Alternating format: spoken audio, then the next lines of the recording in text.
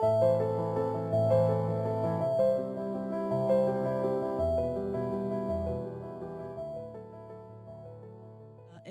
tajba, grazzi ħafna tal-li ġejtu għat-tielet taħdita ta' dan il-proġett dwar tradizzjoni orali li issa daħal fir-raba' sena.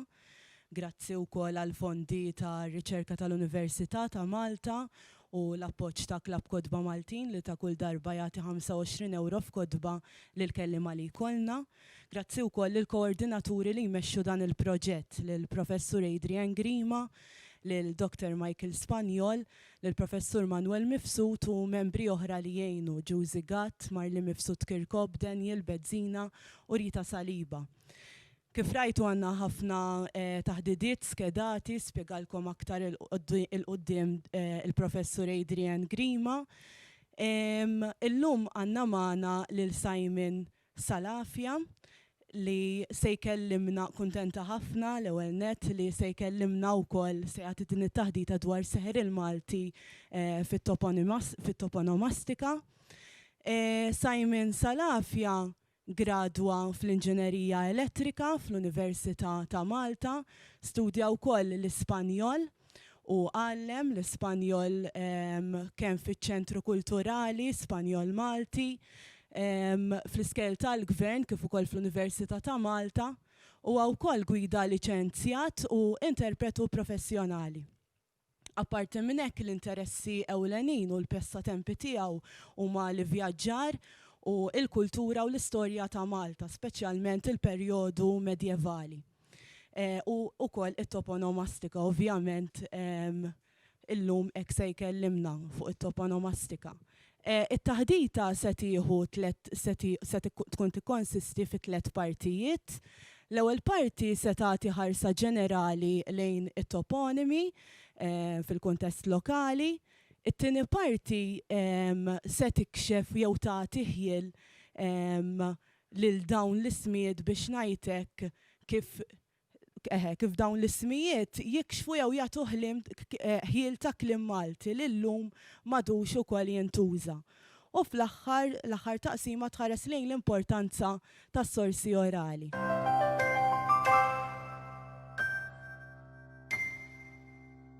Mela, grazzi ħafna. L-ewwel qed nixtieq nirringrazzja lilkom tal-li irnexxielkom għajmin tistidnuni u naqsam magħkom l-informazzjoni li qed insib li xtaqt ngħidilkom li dan huwa dejjem xogħol għaddej, dejjem issib u prattikament jien stess ma nafx meta ħanispiċċa.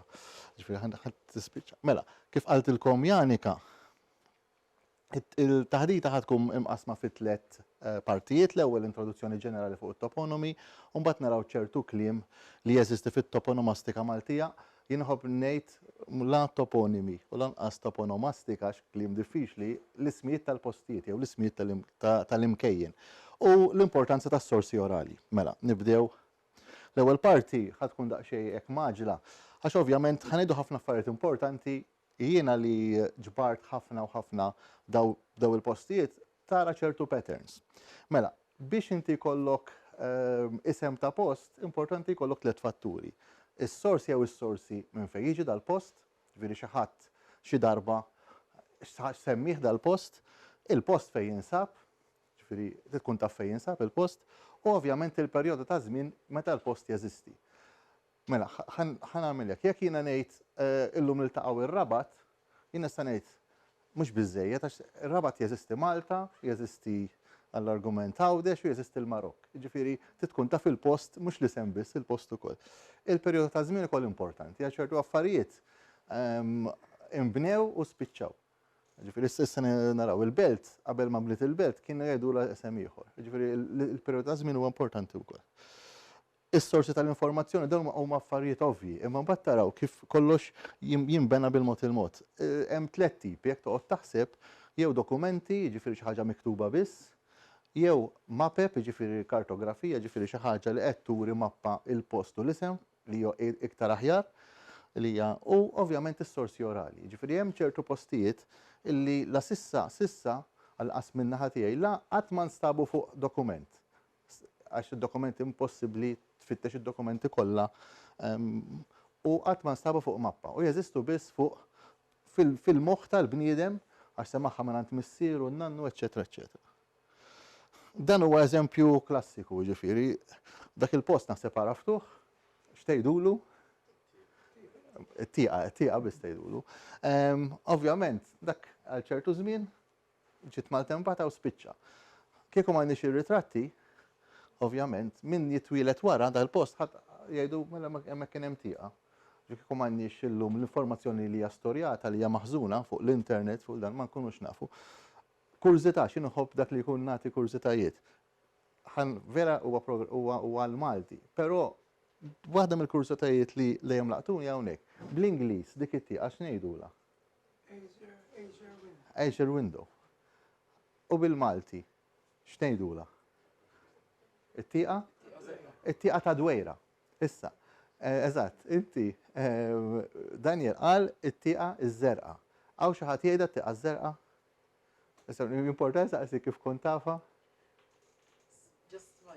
Rajta miktuba f'xi ħaġa antika. Bażikament, l-ewwel għalhekk importanti li ħanejt issa, l-ewwel referenza ta' dik jiena sibta Gian Franġiska Bela pratikament 400 sen ilu t-tieqa żerqa, però meta tara d-deskrizzjoni tagħha tara li mhux għat-tieqa qed jgħid għall-ar tal-awra.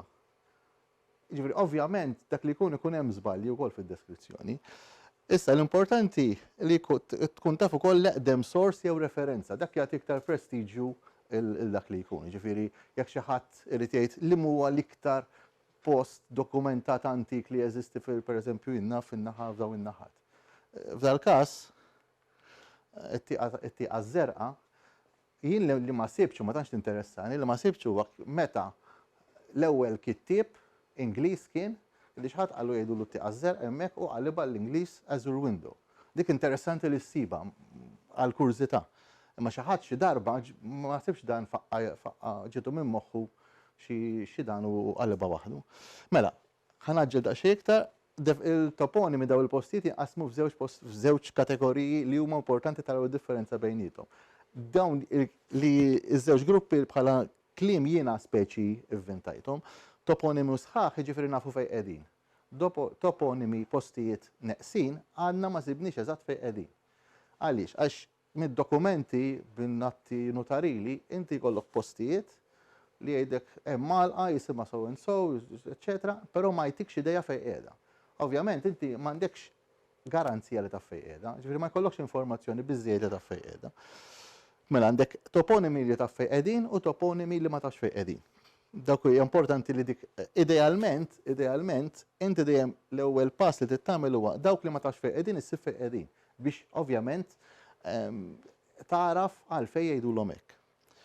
Issa, dawn l-ismijiet ovvjament għandhom deskrizzjoni. Speċjalment qed nirreferi meta jkunu deskritti fil-kitba, m'għandniex mappa. Ovvjament jista' jkun isem ta' belt, ta' raħal hija kelma se nitkellmu fuqha wkoll ma ngħidu villaġġ, illum ngħidu lokalità.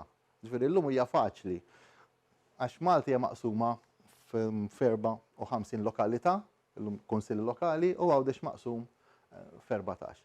Ġifieri għall-inqas nafu nistgħu nikkonċentraw fuq lokalità. Tista' tkun imbagħad parti minn lokalità, parti minn kuntrada li sem Taljan, ħara li sem bil-Malti, xi kultant ngħidu subborg, bħalma ngħidu l-Flurjana subborg Viljena, Vilena u tista' jkun distrett. Tista' tkun għalqa, il-kelma antika li nużaw hija klawsura għax qed nuża żewġ naħat għax hija għalqa wkoll. Tista' tkun imbagħad biċċa raba jew porzjon raba. Ħansaqsi d-domanda minn issa. Meta ngħid il-kelma raba, intom xi tfisser? Għalikom il-kelma raba xi tfisser? Imma x'inhi d-differenza bejn għalqa u raba? Ġifieri hemm differenza bejn għalqa u raba? Art fabbrikabbli. Art kultivata, art li tista' taħdimha. Art taħdimha. Okej, li tajjeb ħafna qed ngħidlek għax dik hija interessanti issa naraw toponimu li tfaċċa. Ovvjament tista' tkun b'mod ġenerali biċċa art, porzjonalti jew plott. Kif issibu. Jista' jkun isem ta' wiet, isem ta' ġnien, ġardin, ġardina, isem ta' rdum, isem ta' għajn, jew isem ta' ar, terin, ar Ħasan, pereżempju. Ar Ħasan huwa ar Ħasan. Huwa toponimu huwa speċifiku ħafna, l-ar biss. għajn, jinna f'għajn riħana. Hija l-għajn biss.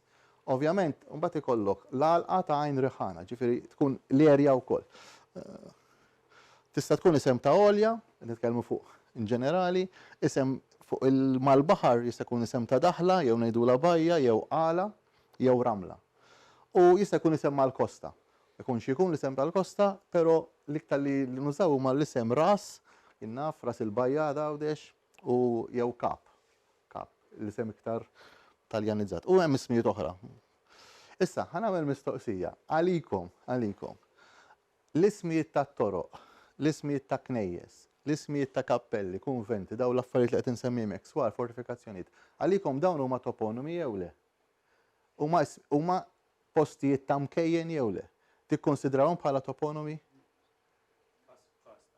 Kif? Kas timxi, pereżempju qed naħseb fis-santwarju tal-Mensija. Iktarja tgħidilha tal-Mensija ma tirreferi. Eżatt.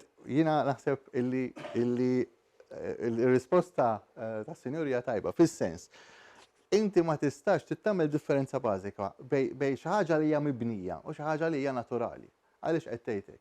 Għax jekk imbagħad nidħlu pereżempju l-Belt Valletta, kull dar tiġi toponimu u ma tagħmilx sens imbagħad. Kull dar, kull palazz, kull berġa, però kif qed jgħid Keith, ovvjament daw tkun konxju tagħhom għax ċertu postijiet ituk l-erja tal-madwar. Huma eżatt jintużaw bħala landmarks.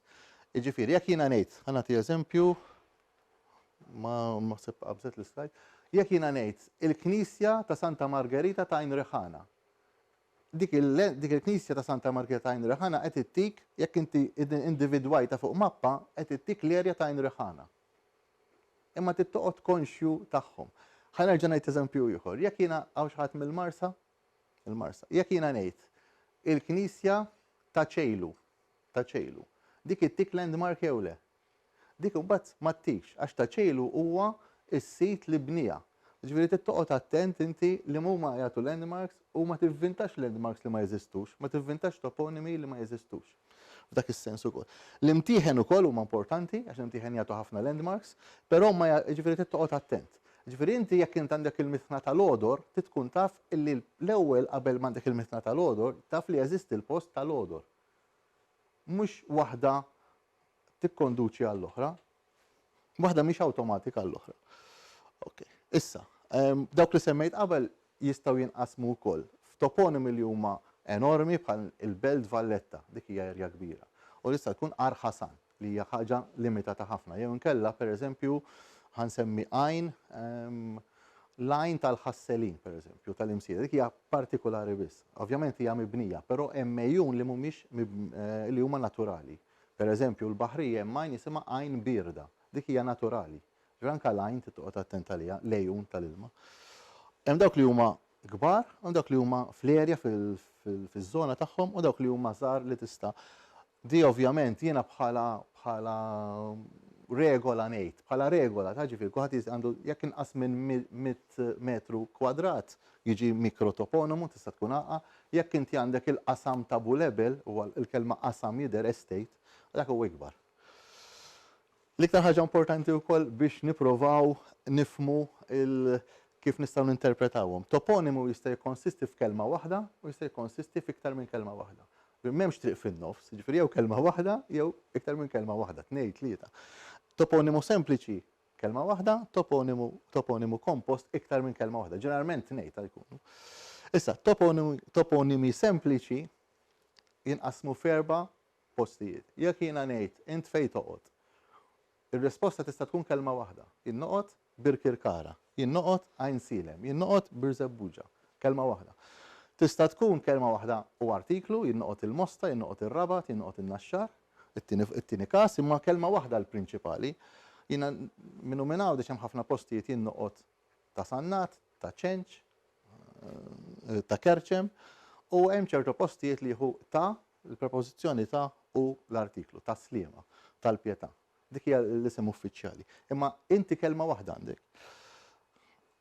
Iktar minn kelma waħda hemm ħafna possibiltajiet, però li ħanejt l-iktar importanti fl-istat kostrut, jiġifieri tafu x'inhu, Jista' jkun bl-artiklu minn l-artiklu bil-prepożizzjoni ta' jew tal, prepożizzjoni oħra u li jkollu aġġettiv.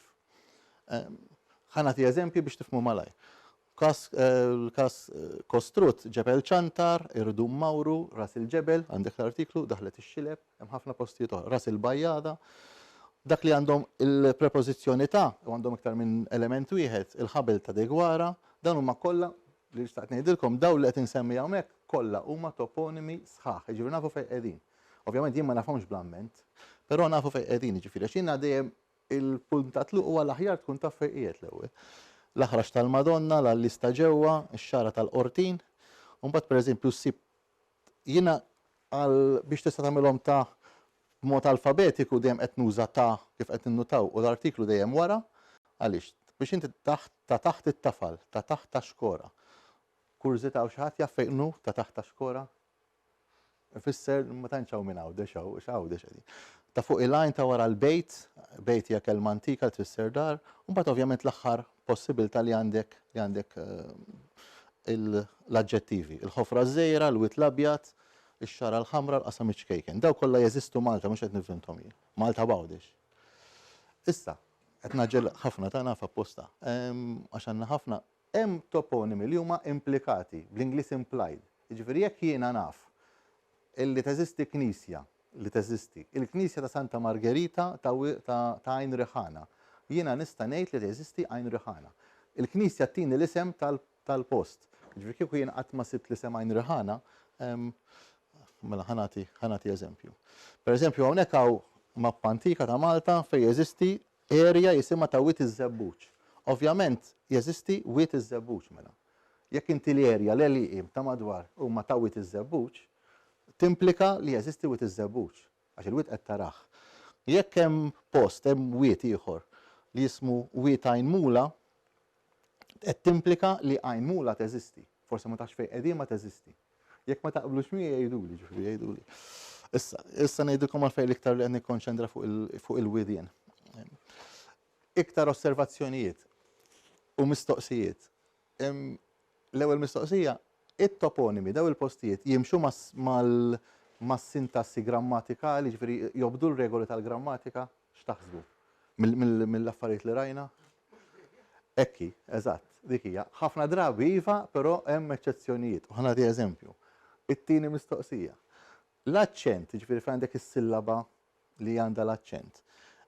Timxi jew ma timxix mill-oriġinali? U r-risposta hija tista' timxi. Ġeneralment ma timxix, imma tista' timxi. U ħanati eżempju. U mbagħad ovvjament l-iktar ħaġa, l-iktar uġieħ ta' ras, l-iktar ħaġa diffiċli meta inti ssib dokument antik u x'inhu u tipprova bid-dokument antik tagħmel traskrizzjoni tat-toponimu li għandna issa.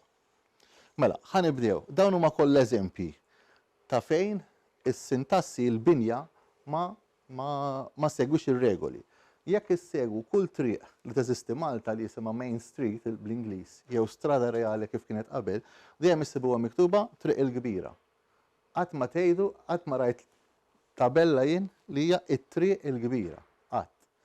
Issa dik mhux toponi, mhux hija triq ovvjament, mhux għalija, però dejjem ngħidu Wied il-kbir. Tafu xi ħadd jgħid il-Wied il-kbir? Kulħadd jgħid Wied il-kbir. Fejn imorru niltaqgħu Wied il-kbir. Fuq il-widin għadni maċ, ġifiri. Wied il-mielaħ, kulħadd jgħid Wied il-mielaħ, ħadd ma jgħid il-Wied il-mielaħ. Għalkemm fit-teorija li tiġi l-Wied il-mielaħ. Jekk ma jkunx mielaħ li huwa aġġettiv li għandu li jista' jkun pronom, ġifiri hemm raġel jgħidulu l-mielaħ, allura jgħidulu il-Wied tal-mielaħ, il-Wied il-mielaħ. Imma mhux hekk hu, mhux hekk hu. Il-Wied il-mielaħ fejn? Wied il-mielaħ hawn wieħed Malta u wieħed Għawdex. Ta' Malta qiegħed in-naħa tal-Baħrija. Tal-Baħrija. Għaliex qabel inbena ħajriġ. Aha. Iva. Hemmhekk kien hemm erja, kien jgħidu l-mielaħ. Iva, li jista' jkun. Jista' jkun, eżatt. Wied mejxu. Imma le kien jgħidu Wied il-Mogrin. U l-mielaħ kien il-parti. Wied il-Moħrin. Mogrin. Wied il-Mogrin. Grazzi ħafna, issa ngħidilkom għaliex qed. Jiena nixtieq qed naġel biex nħalli ħafna ħin għall mistoqsijiet għall kummenti. Le ma issa ngħidilkom ukoll raħal ġdid, jien fejn ħadd joqgħod raħal ġdid, ħadd ma jgħid jien noqgħod ir-raħal il-ġdid, jien noqgħod raħal ġdid. Għax ħadd jgħid ir-raħal il-ġdid jew le? Imma ġeneralment b'mod uffiċjali raħal ġdid. U l-istess ħaġa bir-żebbuġa. Oriġinarjament tista' nsemmih fil-place names ta' Wettinger u saba bir iż-żebbuġa. Però llum jgħid jinnoqgħod bir-żebbuġa għax dejjem tqassar. Fuq l-aċċent għandna ċertu kliem illi huma klassiċi li bidlu fejja s-sillaba li għandha l-aċċent. Il-kliet tal-kelma klassika hija la gwardja il-g waqgħet ġiet wardja u mbagħad li jiġri huwa fejn għandek iqa xi ħadd interpreta ħażin u hija għala Taljana ġiet wardija. U llum kulħadd jgħid wardija. Ħadd ma jgħid. Imma hija nafu li wardija ġejja minn la gwardja. Nafuha żgur. Issa l-istess ħaġa hawn jekk taqraw daw xi ħadd jaqra dal-post u dal-post intom kif taqraw? Wit daħlet qorrot u jinsib post ieħor jgħidulu wit qorrot, l-istess post fejn jgħaddi l-wit. Però jekk taqraw di, kif taqrawha? Kulħadd jaqra il-menqa ta' kurrat. Daw iż-żewġ postijiet qegħdin hawndex. Jiġifieri, li qed ngħid huwa minn Korrado ġiet kurrat u l-aċċent dat-toponimu baqa' l-istess, ovvjament. Dan fit-tieni każ minn Korrado ġi kurrot, mbagħad orrot, minn Korrado ġi kurrot bil-k, u mbagħad ġara xi ħaġa forsi għax dak iż-żmien ġi arabizzat iktar, ma nafux kemm ilu, ġi orrot, u mbagħad hawnhekk tbiddel minn orrot ġi orrot. U ġi daħlet orrot. Illum kulħadd jgħid daħlet orrot. Wieħed mill-ftit kliem li ġi qisu hawnhekk il-xift hija differenti mill-ċe Taljana li hija k saret q. U hija interessanti għax dawn l-iktar affarijiet diffiċli, bl-isqalli għall-inqas minn sors orali għax l-ismijiet kif ħanaraw huma diffiċli ħafna, bl-isqalli Korrado jiġi Karrew. Għall-inqas is-sors orali hekk qalli. U aħna għandna l-leġenda ta' Kerrew San Kerrew. Ġifieri taraw issa. Affarijiet interessanti oħra, mela, mhux l-unika każ illi il-g sparixxiet mill-isem, għandna bil-Malti Agostino, minn Agostino ġie Agostin, u għajna u ġi Wistin, ġifieri dak każ ieħor fejn il-g sparixxiet ukoll. Jekk ngħidu li ġiet mill-influenza Taljana, tiġi iktar diretta. Agustin bl-Ispanjol, hawnhekk mit-Taljan hawnhekk bl-Ispanjol. Agustin bl-Ispanjol, Wistin, l-istess. Dan huwa eżempju klassiku kif aħna ma nistgħu nieħdu xejn for granted. Mela, ħanati eżempju. Immaġinaw hawnhekk jiena nagħti dil-parti. U jidħol xi ħadd Taljan u ngħidlu aqra din u aqra din. Xi ħadd Taljan kif jaqra din u din? Elena, tajjeb. Mela di jaqra Elena u di jaqra Santa Elena. Tajjeb? Issa. Qed nagħmilha b'mod hekk, ta' ġifieri ta' immaġinaw l-istess kliem nattilu din naħa u xi ħadd Spanjol. Ġifieri għax jaf għax hu Spanjol minnu nifsu Spanjol. Jekk hawn xi ħadd forsi studja l-Ispanjol, di kif tinqara? Elena, tajjeb, proset. Dan di tinqara Elena. Di tinqara Santa Elena. Issa, il-Malti, il-verżjoni ta' ċaħta Maltija, qalbet ħadet mill-influenza Taljana jew ħadet mill-influenza Spanjola, x'taħsbu? Iktar ħadet mill-influenza Spanjola. Għax għaliex, ara. Hawnhekk Santa Elena, aħna Sant'Elena, di Santa Elena bit-Taljan. Sant'Elena, aħna ngħidu Santalina, l-istess baqa' l-aċċent. Ġifieri ma rridu nieħdu xejn for granted. Mhux ġifieri hawnhekk xeħta Maltija ħadet mill-Ispanjol. Ħanejdu hekk mhux mill-Ispanjol dirett, imma ħadet fuq il-mudell Spanjol, Santalina. L-isem Malti, l-isem normali Malti huwa Santalina. Issa dan biex inkun ċert Santalina interessanti ħafna sibtu bħala toponimu bħala post għawdex. U sibtu hekk, sibtu ta' Santalina, sive ta' Santa, mbagħad ma tkunx taf kif ħatejda. Imma il-verżjoni Maltija qed turik minn fejn ġiet. Post ieħor f'Għawdex, issa ngħidilkom għaliex Għawdex huwa l-istess tal-mintuf u mbagħad issiba hekk miktuba ma tkunx taf fejn tagħmel l-aċċent, imma mintuf tkun taf li hija partiċipju passat. Mbagħad tiġi ta' jew tal għax sibta mitnej bl-FF mintof, u mbagħad illum ġie kompletament bħala kunjom u inti tgħid ta' mintof. Ġifieri minn mintuf hija l-aċċent biddel. Okay, mela. Issa għandna nqogħdu attenti għall affarijiet li huma miktubin b'ortografija Tarjana, pereżempju xewkija miktuba hekk, kif għattilkom hija tiġi xewkija bil-Malti. Din GH tiġi gerxija, imma din tiġi tal-ġidi. Issa xi kultant ikun hemm dawk li bl-Ingliż jgħidulhom, ma nafx hekk m'għandniex kelma bil-Malti, overcorrections. Meta u għax jarawha GH jagħmluha blind, erxija. Di ma teżistix, di ħażina. U mbagħad nibdew naraw l-importanza tas-sorsi orali. Di l-istess ħaġa. Di jaħsbuha gidi biex tagħmel sens u jagħmluha tal-gidi li mhix tajba. Ġifieri ma teżistix. Ġifieri tibda qed tivvinta kliem illi ma teżistix. U mbagħad tiġi l-importanza tas-sorsi orali kif ħanaraw il-qudiem. Daw hawnhekk qed naraw di mappa antika ta' Malta 200 sen ilu. Pereżempju, Aqba tal-Ħandaq. Ħansaqsikom domanda oħra għax hawnhekk huwa l-ideal. Il-kelma u għandna xi ħadd ukoll li jaf bħala lingwa nativa l-Arbi, jien nista' ngħid ġebel imkisser, tajba bil-Malti ġebel imkisser. Nista' ngħid ġebel imkissra, toqgħod ukoll jew le? Toqgħod. Jiena ġifieri hekk toqgħod taħseb, nista' ngħid ġebel imkisser u nista' ngħid ġebel imkissra. Għaliex qed ngħid hekk? Di mhux għal diex, għabbista. Jiena hawnhekk fimt minn dil-mappa għalfejn imtarfa. Għax huwa ġgabel jew ġabel, dan huwa żballu. Ġebel imtarfa, ġebel li qegħdin fit-tarf. Ġifieri din l-unika post li sibt l-imtarfa jien fid-Rabat, medina notabile, illi hija issa ovvjament di qatt ma tkun ċert inti jekk mhux gabel jew ġebel, apparti li mill-Arbi sa jkunu tnejn ġifieri, ma ġebel propja, ħlif l-Arbi ta' fej tal-Eġittu. Imma diru l-unika post li għalli qasan diħil kif tiġi li hija ġebel imtarfa. Jekk immorru lura, hawnhekk naraw ukoll kliem antik, però din min kitibha għad attent. Mhux ħaġira, ovvjament hija ħaġra. Hawnhekk għamel li daħħal li bit-tikka biex di tiġi pronunzjata tajba. Il-ħaġra tal-Usif. Usif hija kelma antika li tfisser. Għandkom idea?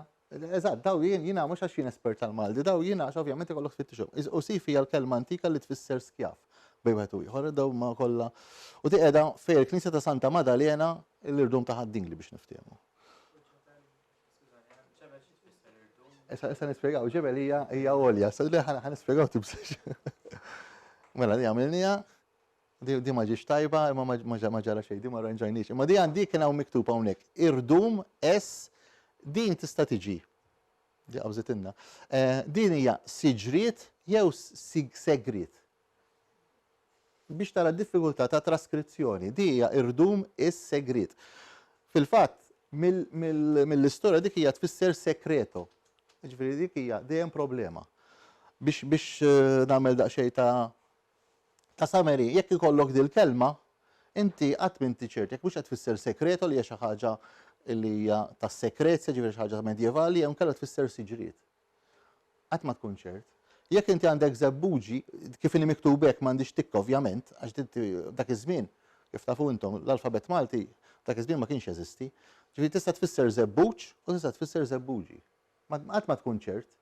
Jekk għandek di, tista' tfisser żebbuġa u tista' tinterpreta żebbuġija. M'għandekx garanzija. Issa li xtaqt ngħidilkom, dan l-interess kollu beda. Minħabba li jiena meta għamilt il-teżi żgħira ta' meta sirt gwida, bdejt infittex il-widien, l-ismi tal-widien, biex meta morru nagħmlu turisti mal-widien neħduhom fil-kampanja li ma tantx huma komuni hawn Malta, ovvjament inkun naf. ħanejda fil-qasir u għandil dan, ovvjament jien ġaġbart il-widin kollha ta' Malta u ta' Għawdex minn fuq il-map server tal-mepa ta' iż-żmien u sib xi 160 Malta u xi 100 wiet Għawdex. Fit-teżi kull ma żidt il-ktieb il-widin ta' Wettinger u żidt ukoll il-widin li għamilt riċerka l-Università ta' Napoleon Taljaferro li ħansemmih fil-Vokabolarju Topografiku di Malta. U f'Malta minn 160 ġatelaw u sorsi oħrajn ġatelaw 400. Biex naqta storja twila fil-qasir, illum jiena, għaxan ġibt il-dan, li ma tnejdilkom kif. Pratikament nista' ngħid li Malta u Għawdex u Kemmuna ċert li il-ħadd 980 wiet. Ġifri qiegħed 20 wiet il-bot minn 1000, ġifri. Għalhekk l-iktar ġifri li qed nagħti eżempju mill-widin, għax l-iktar li għamilt riċerka ma issa inkompli fuqhom. Issa xi konklużjonijiet loġiċi qed nitkellmu fuq traskrizzjoni, jekk tara kelma hekk, ovvjament fisser tal-andar, jekk tara hekk, għalkemm diħan nitkellmu fuq wkoll hija diffiċli, jekk tara hekk tal-ifrad jew tal-ifrat tal-eħbil tiġi hekk. Din hija interessanti għax fil-mappa issiba wkoll taħsibha tal-marġ ma tiġi tal-marġ. Mela, ħansaqsija marġ aħna x'nifhmu biha. Għaxan hekk huwa ideali għalhekk ħadd gost lena bniedem li lingwa nativa tiegħu hija Arbija. Marġ aħna x'nifhmu biha? Nifhmu li hija meadow, le meadow. Imma bl-Arbi għal-qalbi klassiku marġ tifhem biha inti. Morruġ. Jiena fuq id-dizzjonarju sibta li marġ tfisser għalqa. Field tija. Field għalqa. Ġifieri field fis-sens Ingliż, mhux fis-sens Malti. Issa, hawnhekk il-problema li jkollok u jiena nkun bejħaltej se nagħmel, jekk inti fit-traskrizzjoni tkun taf il-kelma x'inhi u daw kollha kliem li sibt, imma kif ħad tiktibha? Issib il-kelma il-ħidba. Ovvjament taf li qed jgħid il-ħodba. Tiktibha il-ħidba jew taqlib ilu l-ħodba. Jiena bħala regola inħallija fil-verżjoni ħanejdu hekk ta' dialett. Pereżempju sib post kemm Malta u Għawdex ta' Sanċejr li huwa ta' Sanċejr imma ovvjament ta' Sanċir. Issa di interessanti, it-tenewt li huwa post Għawdex dejjem sibta miktuba it-tenewt. U ġieli fil-line ma teżistix u d-dim ma teżistix, ġifieri ħadd manduna il-tenewt u mbagħad tinkiteb anke meta ġiet reġistrata min-notara. In-notar mill-li qed nifhem jien nutikom eżempji, in-notar ma ssugrax għax in-notar hemm l-isem tan-notar li huwa riċenti għadu ħaj, ġifieri jien ma nistax nimmaġina li n-notar ma kienx qatt ma sema b'dil kelma, li nimmaġina li n-notar ma rridx jieħu r-riskju li jivvinta kelma ġdida u kitibha kif semaħħa. Tenewt jew tinewt. Issa, din hija is-sors l-iktar li qed nuża jien u ġej għalih. Imma biex taraw, dan huma partijiet mill-gazzetta tal-gvern fejn jiġu reġistrati l-artijiet. Naħseb li da sors qatt ma ġie issa ttepjat. Issa nista' nispjega fuq. Imma da itik u l-postijiet Għawdex għas-sempliċi raġuni li Għawdex u iżgħar, allura jien bdejt minn Għawdex biex neħles nispiċċa Għawdex l-ewwel, għadni ma spiċċajtux. Mela, etik, pereżempju, porzjon art magħrufa, ovvjament di l-gazzetta tal-gvern ma mhux qed juża l-Malti klawsura ta' Gelmus. Issa, l-iktar interessanti, biċċa raba imsejħa, ara mhux imsejjaħ, daqqa nsibu msejjaħ, daqqa msejħa, ta' Senneklaw. Għandkom idea ġdija l-ewwel bdejt diċajta jien. Għandkom idea xi tfisser? Ħatajb ħafna, issa di oħra, issa di kif taqrawa, ta' porzjon art magħrufa bħala ta' bin ġemma u di kif taqrawa. Di inti ma tkunx taf tista' taqra ta' xemmex u tista' taqra ta' xemmex, ġifieri ta' xemmix. Ġifieri dik id-diffikultà li jkun hemm. El-ħabel ara di, ġifieri el-ħabel mhux il-ħabel, sive ta' wid bin ġemma, sive daħla tax-xari. Biex nagħmlu fil-qasir minnhom ovvjament din ta' Sanneklaw tibdilha u tiġi ta' Senneklaw. Bid-djalett imma qala. Ġifieri u ma qalx ta' Sanniklaw, qal ta' Senneklaw. Jekk toqgħod taħseb in-notar li jagħmilha, ġifieri qed nitkellmu gazzetta tal-gvern riċenti ta' ġifieri wara s-sena 2000. Qed nitkellmu mhux dawn mhux qed sa taraw mhux qed infittex jiena gazzetti tal-gvern illi huma tal-bidu tas-seklu. U di jiena kif indunajt di li Sanniklaw. Għax fl-istess post, ovvjament ikun hemm nies oħra jirreġistraw l-art u ssib mbagħad li joħroġ San Niklaw ma li tmela tagħmel sens, mhux taqbad tivvintaħ inti. U l-istess ħaġa, jiena konkludejt li t-tajba hija tax-xemmex għax ġieli sibta blie, allura tiġi tax-xemmex, mhux ta' xemmex. Fuq it-toponomastika lokali, Gian Francisca Bela kiteb id-deskrizzjoni de Malta, ħansaqsikom biex nitgħallem minn għandkom. Sissa dan sa fejna fien, għaw xi ħadd illi ġietu l-idea li jagħmel lista ta' indiċi ta' postijiet minnu? Jien sa fejna fien le. Li naf li hemm teżi l-università li saret użajta ġili użajta minn għalija fakkani Jessica Xkembri li daritu kollu kieku Olvin Vella. Olvin Vella kien da. Imma naf li imma dan hemm teżi l-università fid-dipartiment stess illi daritu kollu jekk min iżbalja Jessica Xkembri. U kull kelma provat tinkorpora fid-dizzjonarju ta' kulina. Dik li hemm. Il-Konti Ċantar, Napoleon Tagliaferro u Annibale Preka. Napoleon Tagliaferro hawnhekk hawn dokument prezzjuż ħafna, naħseb tafu bih, il-Vokabularju Topografiku de Malta. Annibale Preka kiteb Malta Kananea. Ovvjament, dan jiena rajtu dortu kollu, però l-ewwel saf għamilt.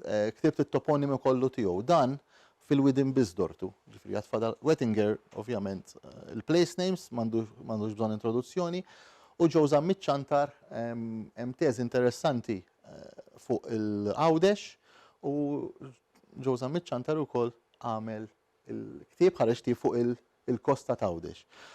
Illum l-iktar ġifieri li hemm serje Documentary Sources of Maltese History, prattikament ħafna mill-kodba nkitbu minn Professur Seni Fiorini, u dan għall-inqas, ġifieri nawguralu qed ngħidha mill-qalb dan, kull ktieb li ħareġ jagħmel indiċi tal-postijiet u jagħmel indiċi tal-persuni.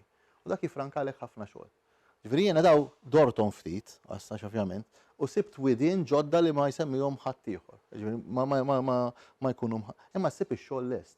X'inti tmur fuq wara, jkollok ktieb oħxon jien naf 600 paġna, tmur fuq wara, tara xemm, u mbagħad inti tara u li xtaqt ngħidilkom ukoll, dan hawn minnu żagħ, speċjalment dan l-iktar wieħed li huwa interessanti għall-istorja ta' Malta, it-traduzzjoni mhux it-traduzzjoni, it-traskrizzjoni totali tal-vista ta' Dużina. Ġifieri għandu eżatt fil-1575 il-test oriġinali. U fil-fatt, Alla jaħfirlu, Anton F. Attart qabad dan is-sors u traduċi ħal-Malti. U ħareġ bħala ktieb ukoll, ġifieri. Dan qed nagħtu hawnhekk xi ta' Napoleon Tagliaferro, dan nixtieq illi ikolli ċans jiena illi tagħmel transcription tiegħu, titraskrivih kollu. Il-wiet ta' l-imġiba, taraw kemm il-wiet tal-mina ta' Żwieten fuq it-triq ta' Bormla għal Ħaltarxin għan nofsinhar ta' Bormla, eccetera.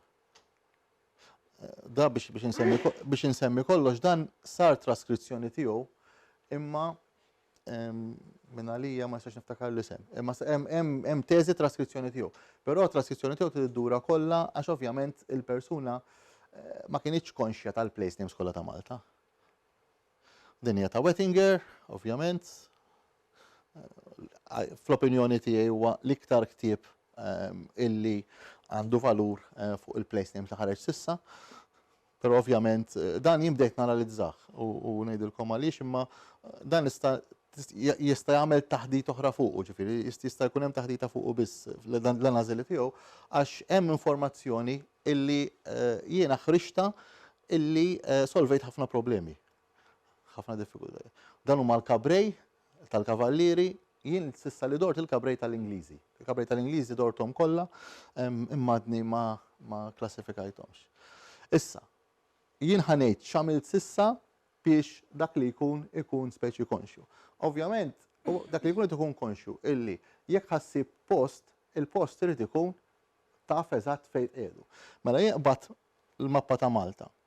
Is-survey xista' 1968 li huma l-iktar survey sheets li huma ħanejdu hekk fihom id-dettalji huma s-sistema metriċi. U Malta assamta pratikament fitinqas minn 1400 mappa u kull mappa hija 500 metru bejn wieħed u ieħor b'400 metru.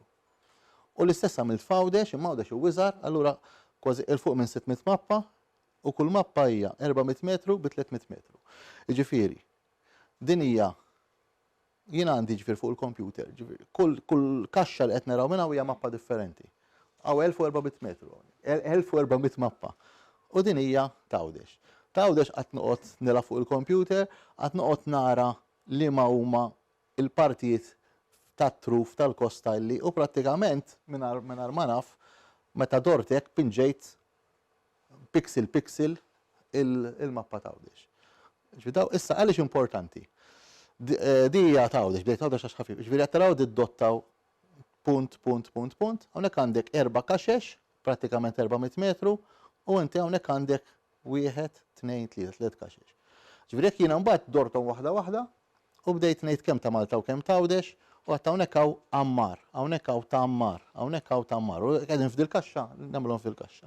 Xogħol ġifieri ħafif ħin trid. Issa dan huwa Għawdex, li dan huwa Malta. Qed taraw buġibba. Din Malta hawn żewġ tipi ta' survey sheets. Hemm survey sheets illi bejn wieħed u ieħor għandhom 120 sena li huma daw. Ġifieri li huma tajbin ħafna għax hemm postijiet ta' Malta fejn la kien hemm airports dak iż-żmien, la kien hemm spar. Jien illum hekk ngħid il-place names ta' fejn hemm l-ispar illum. Il-place names ta' fejn hemm l-airports dawk intilfu darba l dejjem u ħajintilfu darba l dejjem. U din hija minn hawn saw 500 metru, minn hawn saw 400 metru, 500 meters by 400 meters. Hawnhekk hawn post l-intilef, ovvjament daw għadni ma dortomx l-antiki, il-ġodda dortom. Irdum l-abjat, hawnhekk kien l-irdum, hawnhekk fejn il-mol buġibba. U l-mappa ekwivalenti tal-lum hija di. Ġifieri nista' nagħmel imbagħad superimposition taż-żewġ affarijiet fuq xulxin, għax għandek 500 metru b 400 metru. U din li għandek tajba li għandek it-topografija, għandek il-kontur saw tkun taf fejn l-għoljiet u le, ovvjament. Di għadni ta' daw ġbartom kollha. Ta' 1968 ġbartom kollha, kemm ta' Malta u kemm ta' Għawdex ta' 1957. Imma l-antiki, ovvjament għadni ma ġbortomx. Daw għadni ma ġbortomx. Daw. Ħlif il-widien, il-widien ġbartu. Ġifieri jiena la skaletta għad m'għandix bħala li qiegħda fuq dil-mappa, irdum l-abjad bil-kemm jidher għad m'għandix. Issa, daw li hija l-iktar sors li għattilkom mill-Gazzetta tal-Gvern, di hawnhekk mill-1982 dew jidhru bil-fors fil-Gazzetta tal-Gvern meta jirreġistraw l-artijiet. U inti jkollok il-post, pereżempju, hawnhekk San Lawrenz jekk jidher raba msejjaħ il-Wileġ għax qed nara minn hawnhekk. Itik ukoll is-sit minnu, itik ukoll kemm kbira l-area u jtik ukoll il-numru tal-applikazzjoni. Daw qegħdin available għal kulħadd. Li mhux xi ħaġa privata. Min irreġistra l-art daw qegħdin jidhru. Jiena kont naf bihom, ovvjament mbagħad bdejt. Kont naf bihom imma mbagħad bdejt u se ngħidilkom fejn wasalt. Fit-teorija li interessani jien huwa il-post fejn hu u l-isem issa jekk ikun hemm post illi hemm dar dik ma tinteressanix. Jekk hemm knisja mibnija m'għandix isem magħha ma tinteressanix. Din l-istess ukoll din naħseb Malta. Sa bażikament jien li għamilt jiena fejn minn 82 sa prattikament 2002 dort Gazzetta tal-Gvern sena, ħadtilhom ir-ritratti, page, paġna, u qatt nifrihom fuq il-computer. Forsi li sena u nofs nagħmilhom. Però li ġbart ukoll, din hija s'issa x'għamilt. Ġbart it-toponimi kollha fil-miklem ta' Saracino Nglot u fid-dizzjonarju ta' Kullina, di għamilt ġbarthom, ġifieri qegħdin fuq il-computer. Għax jiena dejjem kelli diffikultà.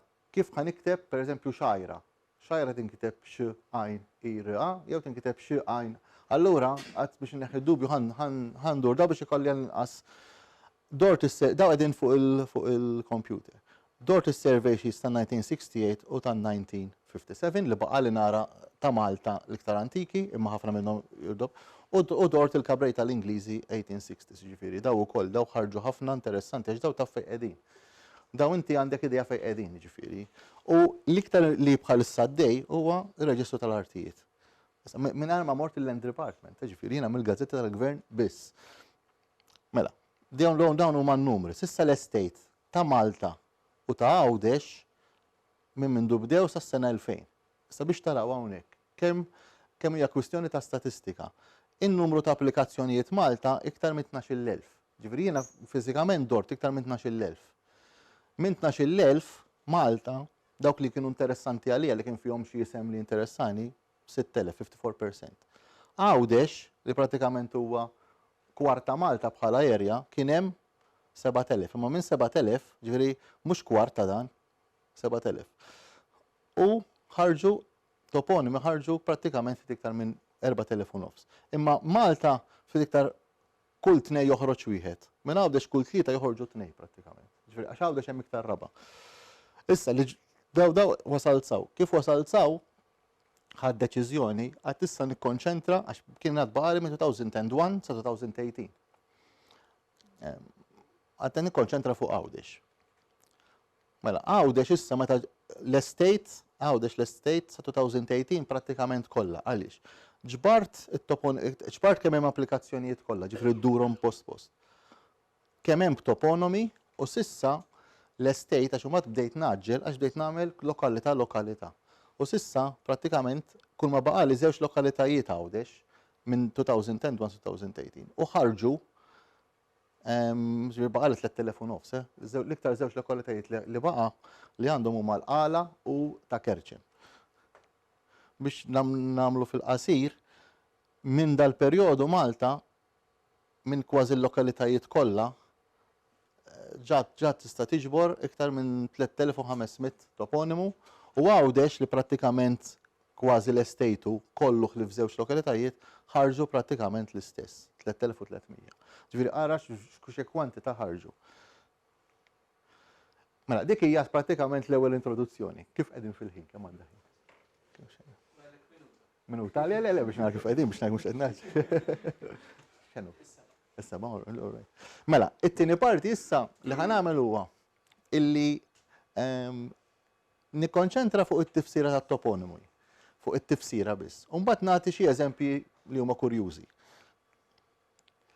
Mela, kull toponimu naqra malajr ġie msawwar għal xi raġuni, mhux qabad xi ħadd ġie Birkirkara, ħansemmih Birkirkara. Jew ħansemmih ħinna fiż-żejtun. Issa, xi drabi huwa diffiċli tara fit-tifsira ċertezza assoluta. Għax ġie msawwar għal xi raġuni, ma tkunx taf ir-raġuni għaliex ġie msawwar. Issa, meta bdejt ir-riċerka tiegħi kont ngħid li hemm żewġ tip ta' tifsiriet. Fil-fatt fit-teżi tal-gwida għadt ovvjament kienet bl-Ingliż.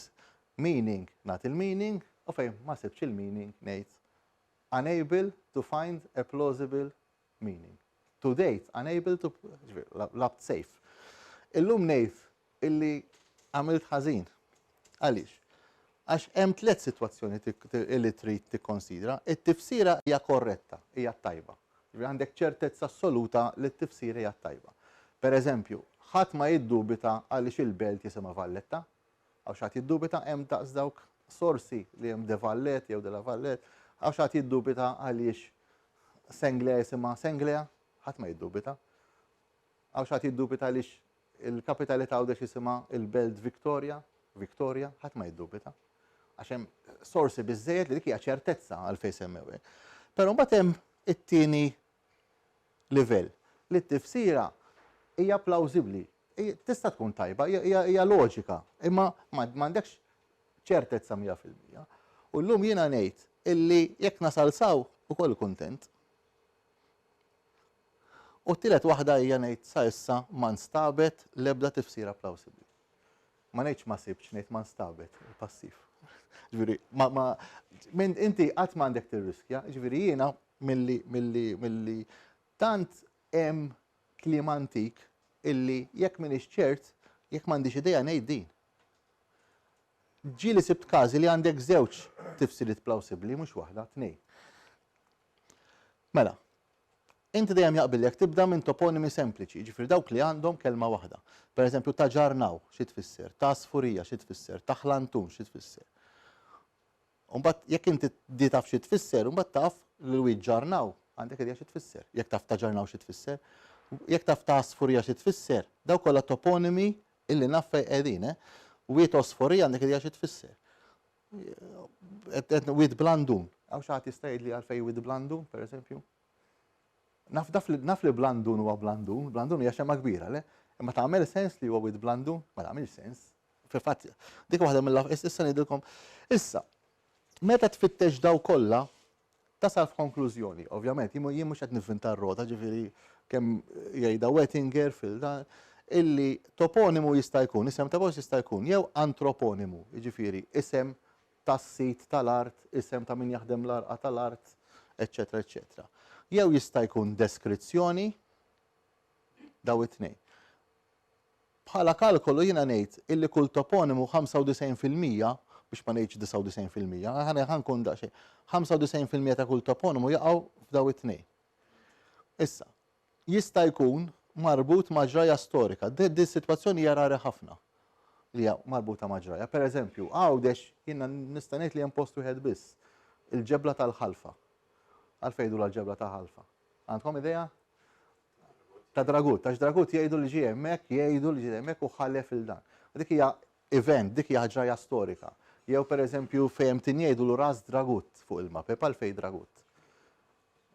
Jiena hawn min jgħid li miet hemmhekk. Jiena mill-dan mhux miet hemmhekk nafa għalli qas mill-rajt jien, illi hemmhekk għamel batterija biex jattakka il-batterija ta' dragut biex jattakka San Tirbo. Sa fejna fim il-belt dragut, fejn kien hemm il-belt illum. Issa bat jinżid di biex inkun iktar komplet. Jista' jkollok toponimu, jista' jaqa' taħt iż-żewġ naħat. Ħantikom eżempju. Jekk jiena ngħid it-taflija, x'jaqa' it-taflija. Deskrizzjoni, ovvjament, tal-ġeoloġija. Jekk jiena ngħid jien naf il-mejjieli, deskrizzjoni. Jekk jiena ngħid tal-iskarpan, x'jaqa'? Jaqa' ta' antroponimu tal-iskarpan, le? Issa, jekk jiena ngħid tal-bajjat għax jeżisti, tal-bajjat x'jaqa'? Jista' jaqa' fit-teorija tal-bajjat ħafna drabi huwa deskrizzjoni tal-ħamrija. Imma jista' jaqa' tal-bajjat jista' jaqa' antroponimu wkoll. Imma dik hija lob bil-kliem, ġifieri exception, eċċezzjoni. Issa, jekk m'hemmx tifsira plawsibbli, tipprova taħseb x'jista' jkun. Jien daw wasalt għalihom b'dis-sekwenza kollha dal-korpus kollu ta' jista' jkun kelma waħda li naqdet flimkien. Ġifieri kelma waħda li tikkonsisti fi żewġ kelmiet. Issa ntikom eżempju, jista' jkun taqsira ta' żewġ kelmiet, jista' jkun metateżi ġifieri tinbidel. Metateżi jinqalbu l-konsonanti, jista' jkun hemm bdil f'xi konsonanti, speċjalment il-likwidi, għax dik sibta ħafna, jista' jkun hemm repetizzjoni ta' xi konsonanti, u mbagħad dawn huma jista' jkun kelma qadima li ma tintużax, ġifieri jekk inti ma tafix qatt m'għandekx ċans, jista' jkun isem qadim li ma jintużax, isem ta' bniedem, u jista' jkun laqam li huwa diġà dokumentat. Fuq il-laqam nixtieq ngħid illi qatt m'għandek, mill-pratika qatt m'għandek jekk inti ma tafx xi fisser kliem tgħid mela jista' jkun laqam. Inti l-ewwel tkun taf il-laqam, u mbagħad tgħid jista' tgħid ħanati eżempju, qed nivvinta xi ħaġa. Il-ġebla tal-fessej. Jiena fessej jekk tistaqsuni issa ma nafx xi tfisser. Jiena naqbad u ngħid jista' jkun laqam. Dik mhix dik jiena qed naġġel iż-żejjed. Inti l-ewwel trid issib li jeżisti l-laqam fessej. U mbagħad tipprova tikkonkludi illi l-ġebla tal-fessej kellha x'taqsam ma' dal-bniedem jew ma' dil-familja.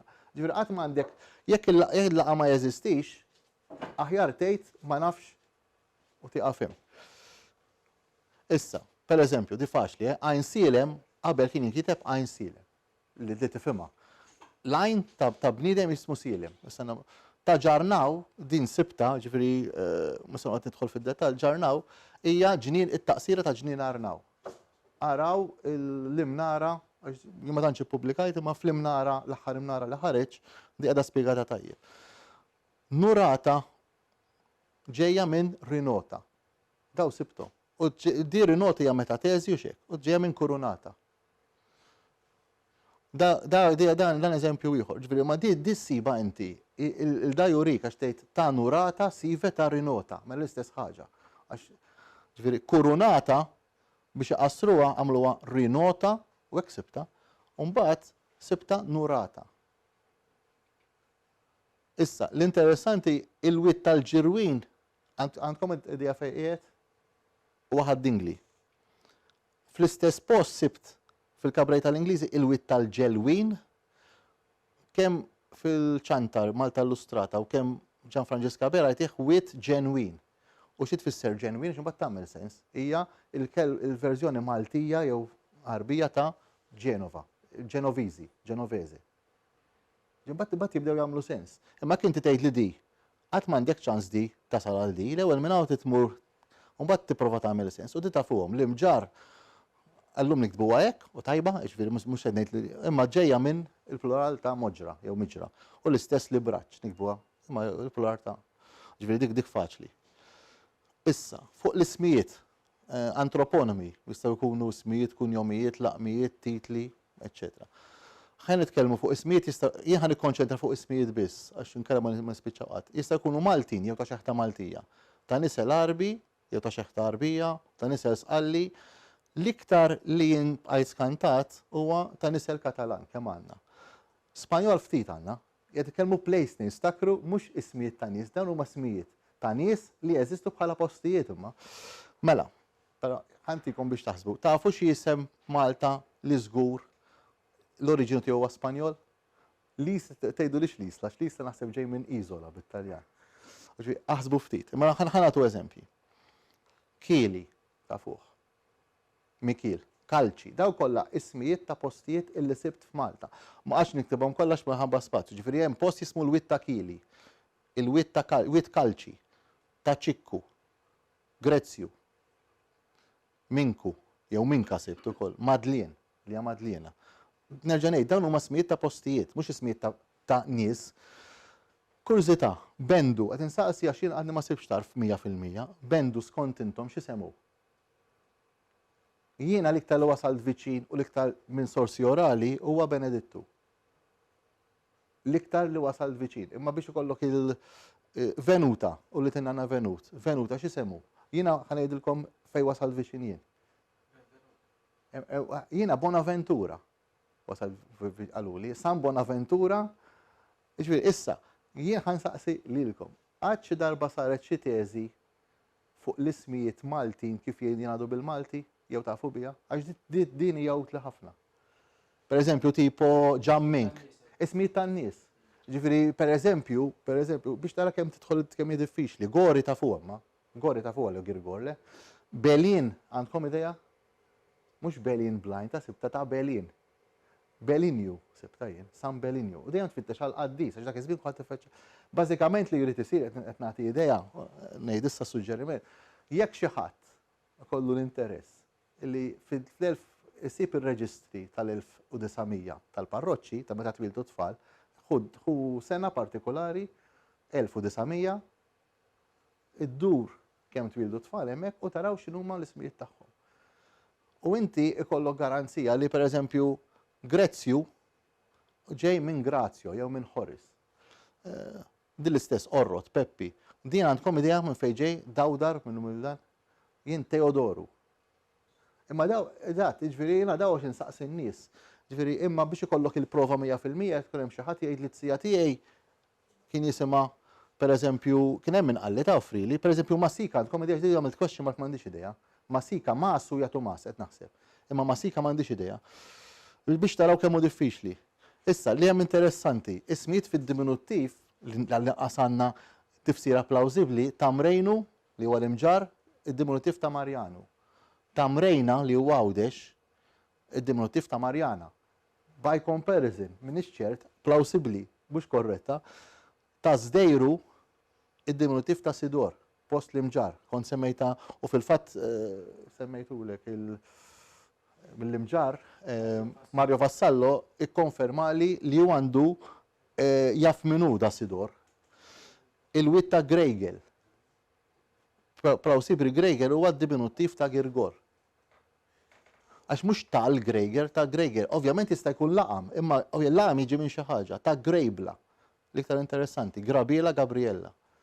Umbagħad daw ovvjament miktar diffiċli, però sibtom ikkwotati minn artikli, vari artikli ta' Stanley Fiorini. San Brinkat huwa l-arabizzazzjoni ta' Pankrazju, Bisqallin, Pasqualin u Tmikke minn Dominka. Di għal din qasbis konna f'biħin ħal Tmikki jew ħal Dmikki. Għandkom idea fejqiet iż-żejtun ta' għalli bih nirringrazzjah il-perit Abela, Ruben Abela, ġifieri, u ġifieri kull mus qaqem. U skontu ġifieri hija diminuttiv ta' Dominka. Issa, mela ħanibdew ismijiet li jeżistu Malta li ġejjin mit-Taljan.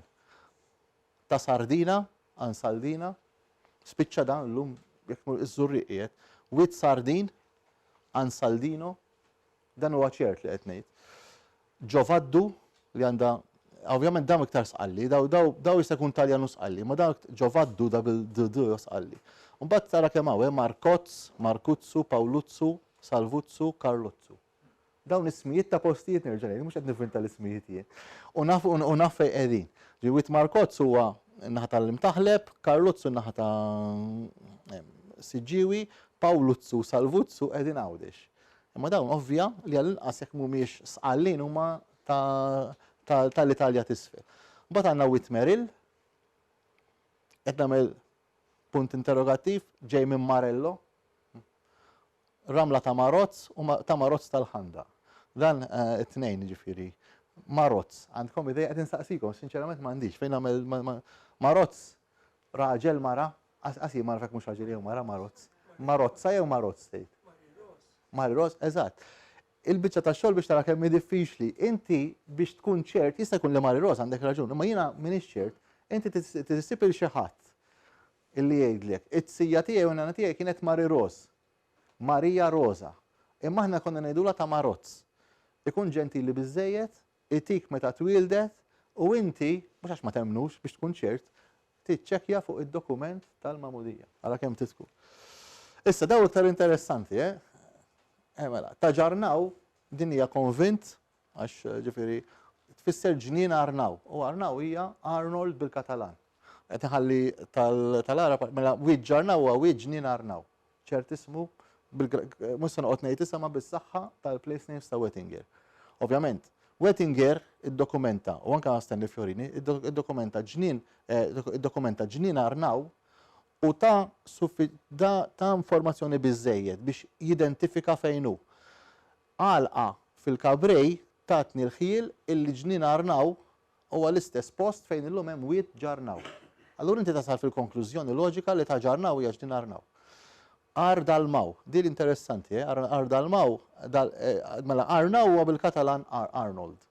Dalmaw huwa bil-Katalan, ġifjek saqsu Katalan li tal-affarijiet tiegħu huwa Dalmazio. U Ardalmaw huwa Ardalam. Is-suspett tiegħi jien huwa is-suspett, ma nistax inkun ċert, illi dan l-isem qalbu ħanejdu hekk. Beda jeżisti fil-Malta Kananea, għax fil-Malta Kananea u kitbu Ar Dalman għal eplu blenne. Għanniba l-Epreka. Mbagħad minn Darman għal Dalam. Imma wieħed Dalmaw dokumentat minn Wettinger qed nassumu li huwa l-istess wieħed, mhux bil-fors tajjeb. Nafu Angaraw ukoll bil-Katalan, interessanti ftit jafuha li aħna Ġwan ġej mill-Katalan li huwa Ġwan bil-Katalan jekk jinkiteb. Ma m'għandix il-NN, imma jekk xi ħadd jaqra di bil-Katalan tiġi Ġwan. Jekk kieku ħadnieh mit-Taljan ngħidu Ġovan, ma ħadd ma Ġovan, ħaj Ġwan. U aħna għandna postijiet li jgħidulhom San Nikola, ta' San Nikola, u hemm ċertu li ta' San Niklaw, kemm Malta u kemm Għawdex, u San Niklaw ċert ismu li ġej minn Nikolaw, li huwa Katalan ukoll. Ġifieri, issa jiena meta ngħid dan huwa Katalan, issa jien għadni m'għandix informazzjoni biżżejjed għax huwa diffiċli. Kif jgħidu Niklaw, kif jgħidu Nikola bl-Isqalli. Jien kull meta saqsejt Nikola bl-Isqalli qaluli ħana ngħidu Nikola bħat-Taljan. Hekk qaluli. Ġifieri m'għandix issa biex intikom idea, il-mappa jekk taraw Ar Dalmaw li huwa viċin ħafna fejn hemm Ardalam illum. Ġifieri taraw Marniżi hawn, iż-żejtun viċin, ħażabbar viċin, il-brolli hawn fej Birżebbuġa ġifieri, qiegħed viċin. Din hija mappa l-istess li tiġi analizzata. Jista' jkunu ta' xeħta Katalana laqas irrealizzajt ħallew Wettinger tija ġejja minn Leo. Però jiena għamilt l-un faċli, għax San Leo hemm faċla. Bil-Latin veru huwa Leo, bil-Taljan huwa Leone, bl-Ispanjol huwa Leon, bil-Franċiż ma nafx imma bażikament Leon, imma bil-Katalan huwa Liew. Jiġifieri ma naħsibx jiena li semmew ħal-Latin, naħseb ħadu l-verżjoni għalhekk huwa naħseb, jiġifieri l-iktar li hija plawsibbli minn daw kollha. Issa araw kemm hawn postijiet, kemm hawn microtoponyms, kemm hawn microtoponimi li huma daw li sibthom bil-Gazzetta tal-Gvern. Taħallew ta' ġewwa, il-Bur taħallew, l-Ibwar taħallew, il-Ġardinetta taħallew, l-Alqa taħallew, ta' Katarina taħallew. Ġifieri dawn huma kollha postijiet li jeżistu, jew Elii, jew Raba. Issa, ġiet ngħidilkom biss, issa qabżit li huma. Bl-Ispanjol x'taħsbu li għandna? Jiena sibt prattikament tnejn biss li ħadnihom direttament mill-Ispanjol. San Blas, għal xi raġuni jew oħra, il-post il-wiet ta' San Blas għawdex u Malta, ta' San Blas kemm għawdex u kemm Malta, bl-Ispanjol huwa Blas, bil-Kataljan huwa Blaj, bil-Taljan huwa Biagio. Il-datija huwa li għal-Malti iktar faċli tgħid San Blas milli tgħid San Biagġ fil-qasir, Biagġ. Allora aħna l-isem li baqa' huwa u interessanti wkoll hemm post għawdex tal-Ola. Tal-Ola, forsi mistudja fl-Ispanjol, l-Ola qed tfisser Dolores. Jista' jkun laqa millum, imma huwa isem żgur. Mela, wid biljun ġie minn wid bin ljun jew wid bir ljun. It-tnejn possibbli, it-tnejn plawsibbli. Ħlantun din Wettinger, l-ewwel waħda, it-tieni waħda Birljun Anton F. Attart, komunikazzjoni personali. Ħlantun, Wettinger ta' informazzjoni biżżejjed li ħlantun ġejja minn ħalantun, raħalantun. Dini ta' xi mill-inqas minn sorsi, ġifieri din ma m'għandix dubju. Wettinger huwa prezzjuż. U mbagħad jiena grazzi għal dan u grazzi għal di tagħmel konklużjoni loġika u tgħid mela wid blandun jista' jfisser wid bir antun. Jista' jfisser. Immur nfittex fil-Wettinger, place names, u nsib ir-ramel ta' Birantun. Dik hija Wettinger. Ġifieri ara daqsxejn minn ramel ta' Birantun. Jiena m'iniex konvint fejn jinsab dan, imma jekk dan jinsab, joħroġ xi dokument li huwa jinsab viċin il-Fgura fejn wid blandun, hija ovvja li dan huwa dan. Hemm post ieħor ta' Barnaw. Hawn xi ħadd minn ħal-Qormi? Ta' Barnaw. Ta' Barnaw jista' jiġi wid Birarnaw. Jista' jiġi plawsibbli, mhux qed ngħid li huwa hekk, plawsibbli. Mela. Issa, ismijiet Arab. Issa hawnhekk jibqa' jtimbellaħ u skantat bil-kwantità ta' ismijiet Arab li jeżistu fil-Gżejjer Maltin u Għawċin. Ovvjament, ta' Ħasan jeżisti, Ar Ħasan jeżisti. Isem Arbi. Omor huwa isem Arbi, Malta jeżisti wit Omor, mill-inqas żewġ postijiet jew tlieta. Tarġet Omor, il-Mosta, Ġebel Omor. Ġebel dejjem jintuża u dal-aħħar sibt Ar Omor. Meta tara l-istruttura għandek dejjem stat kostrut, qas għandek ovvjament huwa isem. L-istess hawnhekk ta' Ġawar, dan huwa Omar, dan ta' Ġawar. Kull meta sibthom daw b'mod oriġinali dejjem mhux tal-Ġawar, ta' Ġawar, mela ta' Ġawar, ta' Ħabel Ġawar, l-Andar ta' Ġawar, il-Bur Ħassil, qed nassumi mill-taħsel ġifieri li jaħsel li għandu ħafna ilma. L-Ibraċ ta' Ġawar, San Anton ta' Ġawar, jaf kien hemm kappell hemmhekk.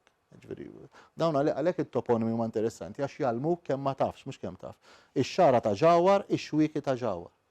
Daw kollha ta' Ġawar u isem. Riħana l-istess. Wettinger tija illi huwa isem. U naqbel miegħu ġifieri għaliex. Ta' Riħana jeżisti l-Gudja. Għajn Riħana teżisti ovvjament. Ġifieri ta' Riħana m'għandux taqsam ma' Għajn Riħana. Wieħed il-Gudja u wieħed il-Għajn Riħana intu nieżel bej il-Mosta lejbu ġibba. U l-wittajn Riħana viċin. U wid Zara ġieli sibtu Zara u Sara. Issa ejli inti, ux Zara jista' jkun isem Arbi. Zara. Omor isem Arbi, issa tarom, u Ġawar u isem Arbi. Issa sibtuku. Iktar. Ta' Mirjam. Ain Silem, ta' Silem. Ħabel Zwejra. Zwejra u isem Arbi. Randan, din iktar interessanti, issa taraw ma ngħidilkom fejn ġibt is-soj. Randan sibtu bħala ħabel Randan, wiet Randan u sqa Randan. Jiġifieri li ġara di qiegħda pubblikata wkoll ħabel ma kontx għadni sibtu dak ħabel Randan. Illi il-kelma Randan li ġejja minn Ramadan, fil-Malti Ramadan sar Randan, imma anke l-isem Ramadan sar Randan, assar nieħu wkoll. Ġi mux ħabel ir-randan, għax ma jagħmel sejs, mux wit ir-randan, u dan sorsorali biss, dan miktub. Tasala, sa tasala minix konvint jekk mhux tasala jew tasala. Imma tasala, ta' ġnien sala, ta' kollha postijiet li nafu fejn qegħdin. Ta' ħabel sala, l-iskol ta' sala, l-għalqa ta' sala. Jista' jkun qed ngħidha ħażin, jista' jkun ta' sala, ta' ġnien sala, ta' ħabel sala, salaħ jiġifieri. Taslima, il-post, illum jiena m'għandi l-ebda dubju li taslima ġej mill-isem Salima, Slima. Taslima huwa Għawdex huwa isem għal Għawdex lejn San Lawrenz. Jiena ktibta hekk għax ovvjament mhijiex blie, għalli għandha tiġi blie, ma taslima. Mela, dawn ovvjament Omar, issa hawnhekk hawn sajt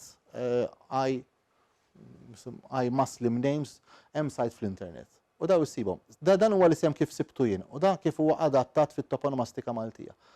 Ovvjament jaftit Arbi, jiena ovvjament naf Arbi għax studjajtu meta kien obbligatorju.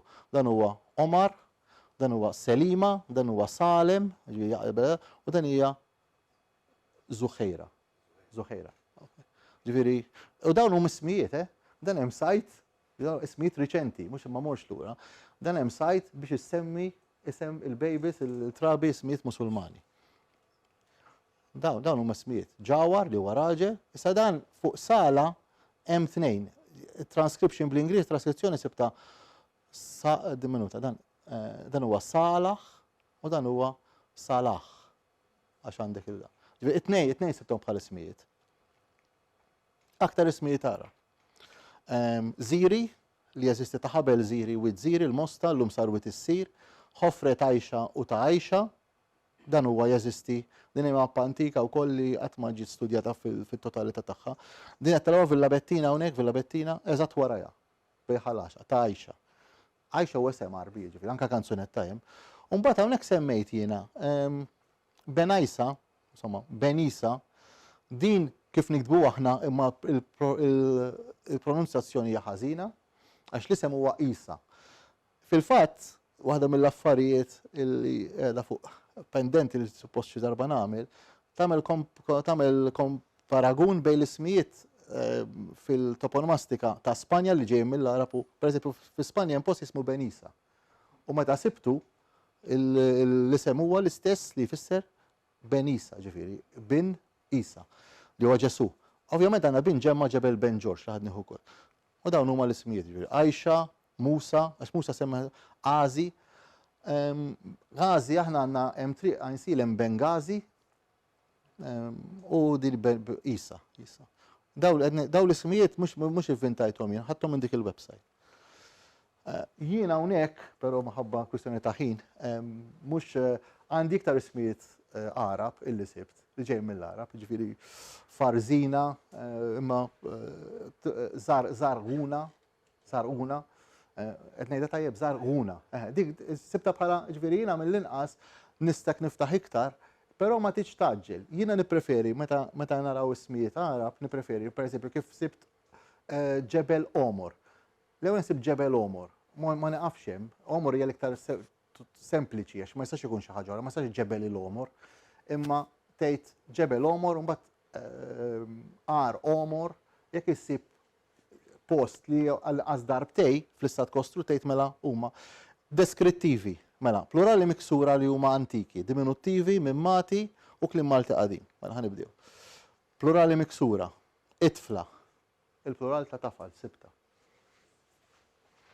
Uħux, il-plural ta' waħx. Hemm għal-Għawdex jgħidula l-għalqa tal-uħux. U liġi, Issa din għandi diffikultà u liġi hija qatt ma sibta bħala qatt ma smajta mingħand in-nies tal-lum. Però u liġi hija l-plural ta' wilġa. Però meta kelli kuntatt ma' xi ħadd li jaf l-arbi sew u naħseb naqbel miegħu u għandna min jikkonferma, jiena dejjem sibta hekk miktuba f'żewġ okkażjonijiet biss u liġi di m'għandix tikka. Ġifieri jista' jkun li l-aħħar ili hawnhekk hija biex tagħti mhux tiġi ulig, tiġi uliġ. Issa konferma li inti il-plural ta' wilġa huwa uliġ jew uliġi? Uliġi? Dewlek li konfermax minn qalili li kien wilġa. Le, wilġa. Wilġa. Le, mhux wilġa. Wilġa. Walaġa, okej. Imma wilġa fil-kuntest Malti huwa il-naħa ta' wit li huwa nieżel bil-mod il-mod. Ġifieri inti tgħidha uliġi, ma tgħidx uliġ u tieqafhem. Mela qiegħda tajba wkoll, ġifieri. Jista' jkun li varjazzjoni minn fejn kien bniedem u bniedem. U qalli li uliġ. Il-tami tafu xi tfisser? Il-plural ta' l-atomija, l-atmija li ġejja mill-sqalli, gwidi, tafu wkoll il-plural ta' gudja. Imwieġel hija diffiċli, għandkom idea tal-imwieġel jeżistu 3 postijiet Malta. Imwieġel. Ti biex taraw kemm huwa imwieġel is-singular ma jeżistix fil-Malti. Issa imwieġel jiena nafa li tfisser issa speċi ta' ġibja. Inti tista' tgħin ukoll imwieġel għandek idea xi tfisser. U il-plural ta' xadba, li sibda xtabi u ixtobi. Imma ħafna postijiet, Issa, li maċ roħba. Roħba fej sibta jien, u għalhekk tibta blakka, mhux bil-ħ, għax tista' tkun bil-ħ. Kemm kellna tiċċekkjaw roħba, tista' tkun raħeb li hija manka u li huwa mank bl-Ingliż, assis, mhux mank ta' ġifieri eremit jista' jkun. Tista' jkun il-mara li hija raħba, però hija bid-djalett, tiġi roħba, però jien di sibta f'post għawdex fejn storikament kien hemm l-Agostinjani ġew hemmhekk ta' Gajdoru jisimha. Allura jien di b'mod plawsibbli, mhux qed ngħid li huwa korrett, roħba tista' tkun il-plural ta' raħeb u fuq l-istess mudell ta' foqra. Għalhekk għamilta hekk, jiġifieri ħadta bħala plural, għax inti hemmhekk ġew ħafna ma ġiex wieħed. Biex ngħid kollox meta fittixta fid-dizzjonarju Arbi, il-plural ta' raħeb mhijiex roħba, jista' jkun hija adattazzjoni Maltija, ma nafx. Il-plural ta' raħeb x'inhu? Roħben, eżatt, roħben, hekk il-plural sħiħ. Eżatt, okej. Ma stajtx kont iktar fortunat li għad xi ħadd li għaf fil- Mela, issa, ħaġa oħra, raba. Jiena ma sibt x'inhi l-konnessjoni raba hija erba. Ġejjem il-kelma erba. R-B-għajn. Tgħid raba ħamri, raba saqwi, raba bali. Però jekk jiena ngħid għandi biċċa raba u nieqafhem. Il-kelma raba. Jista' xi ħadd jgħidli x'inhi l-konnessjoni ma' erba' għax saqsejt il-ħafna nies u minix ma sibx konnessjoni. M'hemmx hu konnessjoni, m'hemmx. Għax dan huwa dan. Jiena ħansemmi żewġ affarijiet f'daqq issa. Il-plural ta' raba fil-kuntest ta' art. Għandkom idea x'inhu?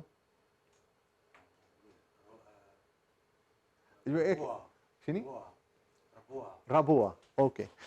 Jiena għax dan tal-hekk inkredibbli, jiena sibt toponimu.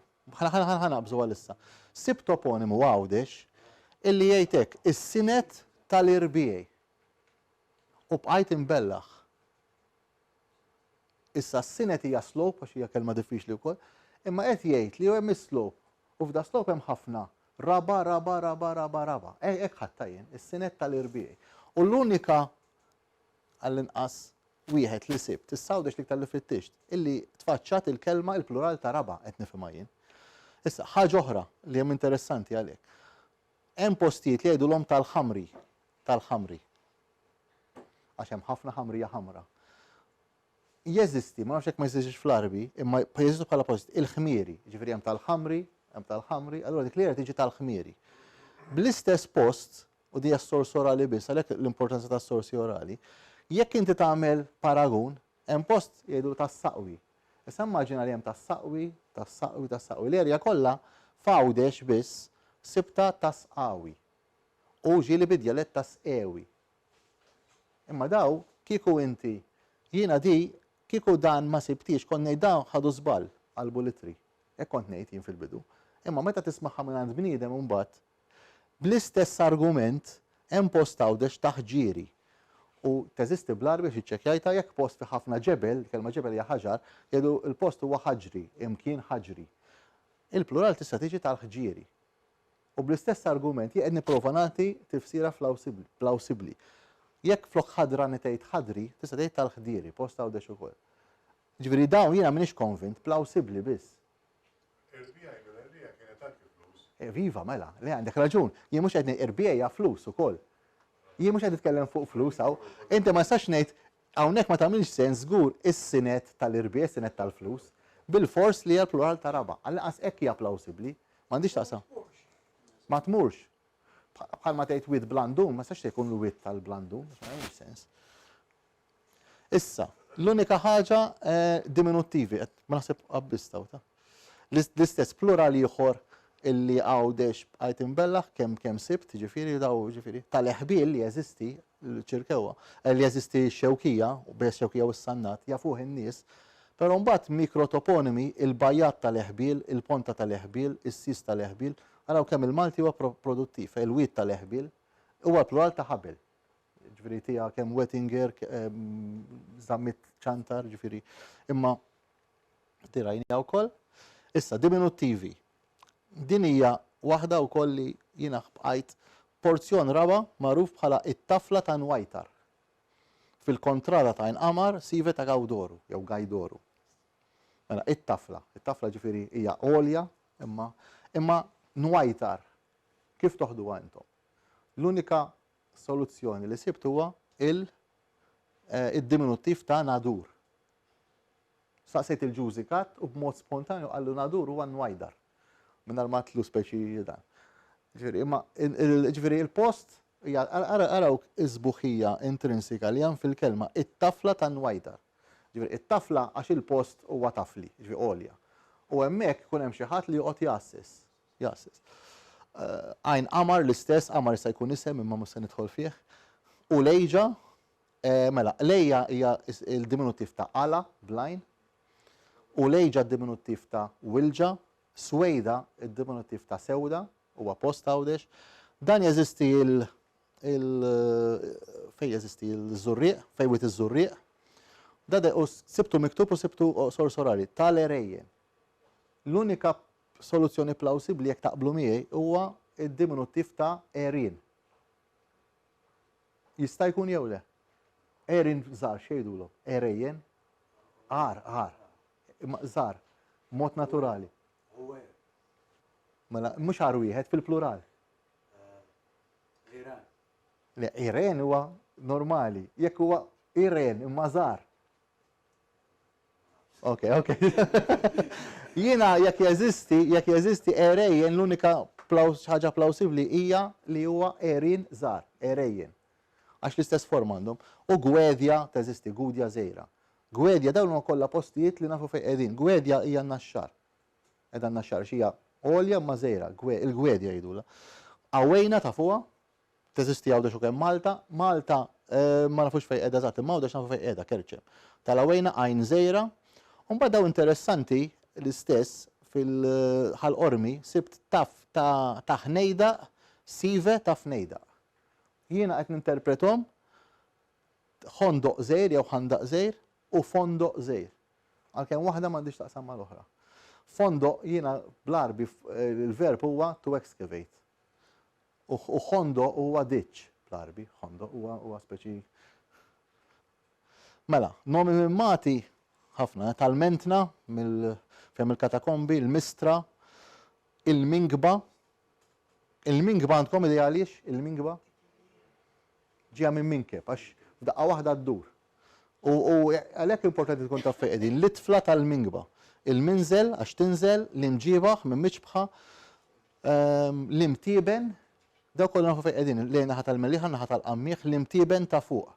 Il-plural, il-nom minn matta midbna. Ma nafx jekk ma teżistix bħala ma nużawix. Imma bħala place name, except tajn, l-imtiben ta' fuq, l-imtiben tisfel. L-imnajjar, imnara, l-plural. Interessanti, hemm post Spanja li huwa Almenara, li huwa Almenara. Almenara, jiena hemmhekk l-informazzjoni li sibtu huwa li kienu jagħmlu l-ħġejjeġ fuq l-olja. Ġifieri jagħmlu n-nar fuq l-olja. U din li m'għandix idea l-imnabar. Manbar. Jiena manbar meta sibta fuq id-dizzjonarju ta' Kulini hija imma tal-imnabar. Jidher li huwa nom minn mat. Imma m'għandix idea ġifieri, m'għandix idea għalfejn. Imma huwa nom minn mat biex taraw kemm tal-imnabar huwa pulptu jew meeting place. Manbar għaliex ifisser. Fejn jiltaqgħu n-nies. Hekk taħt fil-fatt. Fejn moskeja, fejn moskeja. Mela, okej, di tal-imnabar. Ma nistax nimmaġina. Iktar nom minn mati, il-matab, ma nagħtux każ li huwa nom minn mat, ġej minn adba, xejn il-fuq. Il-maqat tal-unzjata maqat, ħażin, maqat, fa joqgħod l-ilma, ġifieri daqsxejn fejn jistadar l-ilma, il-marfa, il-maħsel, jeżisti il-maħsel u l-imħasel tal-merħla u l-imrieħel minn merħla, issa din nitkellmu fuqha, u ovvjament hemm għandna ħafna kliem fejn l-kelma misraħ. Misraħ lantu, misraħ onoq, lewża, misraħ kola, strejnu, ħafna, u l-imsiraħ plural. Issa mela, wasalna ta' fita. Kliem Malti qadim. Provaw waħsbu fuq dal-kliem, raħal, minnu akademiku ħajkun jaf faham li meġil, fart jew fart. Pero qabel, immaġinaw li fit-topografija għandna olja. U immaġinaw fit-topografija għandna daqsxejn speċi ta' bl-Ingliż jgħidu depression biex ma nix il-kelma Malta. X'għandna kliem li jiddeskrivu olja? Ġattilkom għandna mill-inqas 10, ġattilkom waħda olja. Ġebel, tajjeb, nej. Aqba, 3, tajjeb, prosit. Biex taraw, jiena 16, U bat ngħidhomkom jekk le, sis wasalna 3. Lawċin x'jgħidu meta jgħidu olja, għandhom partikular. Ħodba wkoll, 4, għamilni anke Malta jgħidu għadi. Montanja 5, lawċin iktar jużaw għadi. Montanja 5, iktar. Olla. Ġebel, le ġebel, interessanti dejjem ġebel fil-kollettiv. Mela, enti għaxħat ħoff. Olla, tajjeb? Xini? Ubba, le. Ma sibtix ubba minn imqabba, le, ma sibtix. Imma tajtu ħafna, taġifiri. ħana jidilkom mela ħodba, għalluwa u koll, dawn huma. Mela, għanna montanja u olja. Montanja lawċin ta' jużaw, ġifiri. Le vera, aqba. Daw ma kolla place names. Tumbata. Matab. Issa matab post wieħed sibna, ma huwa olja. Ġebel. Gudja jew gwedja. Gudja jew olja. Fil-fatt Spanja ħafna postijiet għal kudja. Ala jew lejja, li hija olja wkoll. Imma f'ċertu postijiet lajn, pereżempju hemm post ħaltarxin, il-ħerba tal-qala. Fortizza tfisser fortizza wkoll. Ġeneralment għandek raġun 100%, ħafna minn daw il-postijiet huma postijiet fejn tista' tiddefendi ruħek. Fortifikazzjonijiet. Ħafna minnhom huma postijiet ta' żmien il-bronz, pereżempju. Olla jew lejla sibta wkoll, lejla jista' jkun li hija diminutiv ta' olla. Ħodba jew ħidba u anke mejda. Mejda smajdu biha? Mejda għaw ħafna postijiet. Hemm iktar għawdex milli Malta. Mejda tkun ġeneralment tkun tonda u tkun ħarira maqtuwa l fuq. Għawdex sibċi 10 postijiet jismhom mejda jew tal-mejdiet. Malta inqas, issa. Jekk nagħmlu bil-kontra, postijiet illi għaw huma depressjonijiet. X'għandna fil-Malti? Jiena sibt 6 ngħidu hekk ma inqas. Tafu da? U le, wiet imma wiet għandkom raġun, wiet huwa dritt, jgħid ngħid forma ċirkolari. Ħofra. Maqlubu hija speċifiku post wieħed. Ħofra. Imma jirrefer maqluba, jista' għandek.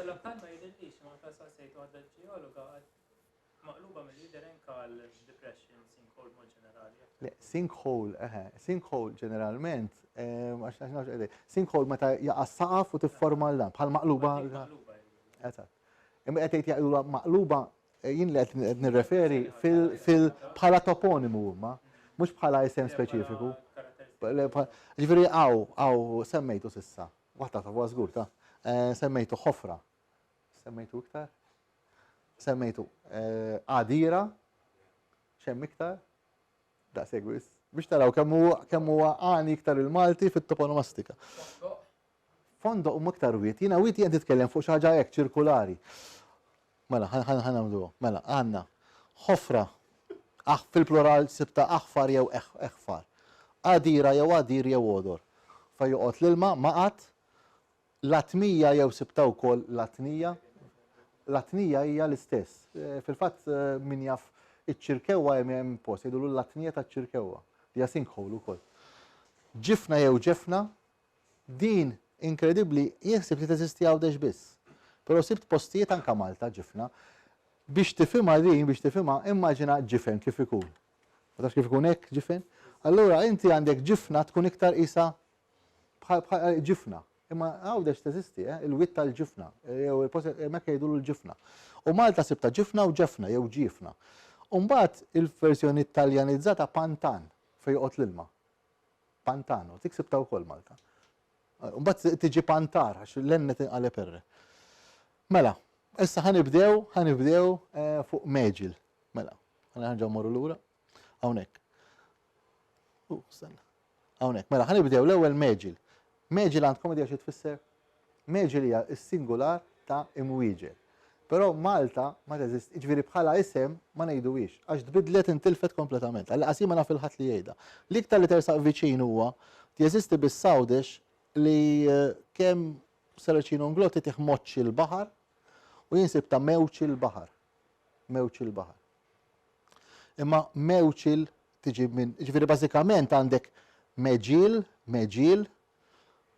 illi teżisti bl-Arbi jew meġil u mbagħad inqalbet mewġ il li hija singular ta' mwieġel. Għamlu paragun minn imwieżeb tiġi miżieb. Imma di teżisti f'post wieħed biss. Issa, wit il-faħam, qabel ma mmorru. Għandkom, jekk jiena ngħidilkom, kemm fada 5 minuti? Mela, wit il-faħam. Għalfejdu wit il-faħam. L-unika tifsira plawsibbli li qiegħda fakkulina hija di.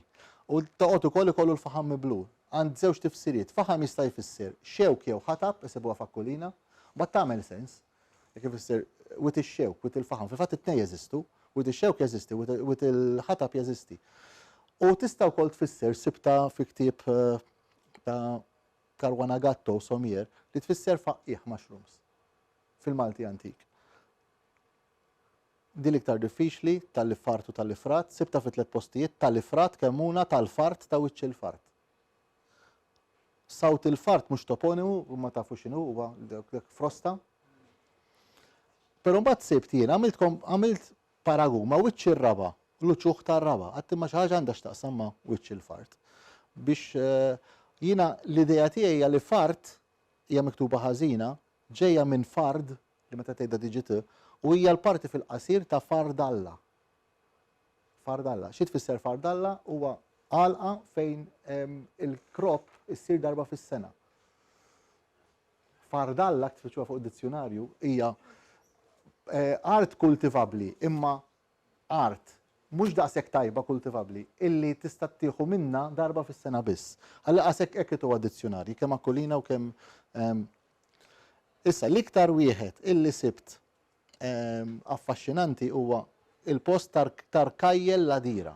Tarkajjel Ladira. Li huwa, ovvjament, inti tinterpretaħ Tarħajjel Ladira.